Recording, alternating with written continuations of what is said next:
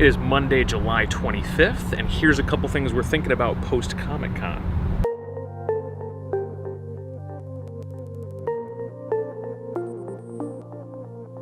I'm officially back in Los Angeles now, following San Diego Comic-Con, and definitely still have my Comic-Con beard going on here. I'm going to shave this off here before tomorrow. But just wanted to give you guys a couple more thoughts, a couple observations we made around the marketing and business activity that happened at Comic-Con. So first of all, it was a crazy event, very very packed, tons of fans there. If you're into comics, if you're into genre film, if you're into video games, if you're into any of that stuff from a geek level, you really got to find a way to make your way to San Diego one of these years and check it out. But from a business standpoint, there were a couple of very interesting things that I noticed that I really wanted to bring you guys' attention to. Number one was this thing called FuelRod. Now, some of you may have heard about this, but I had not personally before getting there. And this was a module, a recyclable module for charging mobile devices, where they had multiple of these stations around the San Diego Convention Center. And the idea is you would pay $20, and then you would get this recyclable module about this large, and it would come with all the adapters to be used for any mobile devices, Android, anything with an iPhone. And it would provide up to 8 hours of talk time or 4 hours of a more active usage of a larger mobile device, like an iPad or something.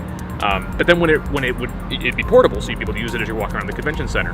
And then when you would need a new charge, you could easily just go to one of those stations and recycle that module for a fresh one. So it was a very interesting thing. I saw a lot of people using it. I don't know if they're always there at the convention center or if this was strictly a Comic-Con installation, but it seemed to be a really good idea for any sort of event or location that's going to have a large inherent number of mobile users and mobile activity.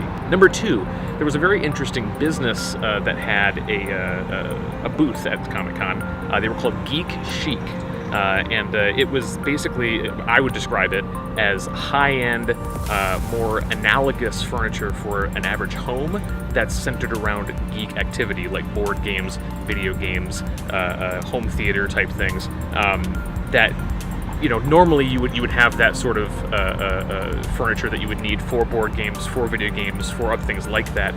Normally that would be, it kind of can feel tacky in a home. It can stand out from the rest of the decor.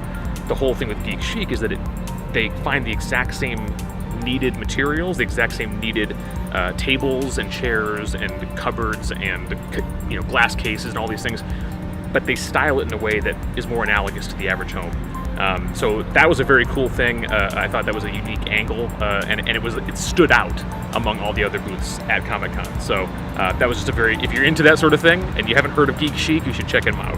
And that's going to be all for today's episode of Story First Daily, but definitely check out my personal YouTube page at Michael Nielsen. I'm going to be launching a longer form short documentary about the whole trip and about Comic-Con itself.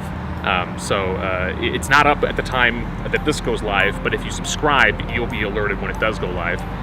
And that'll be more about the whole thing. So definitely subscribe to that to look for that. And continue to follow us on Snapchat, continue to follow us on Twitter.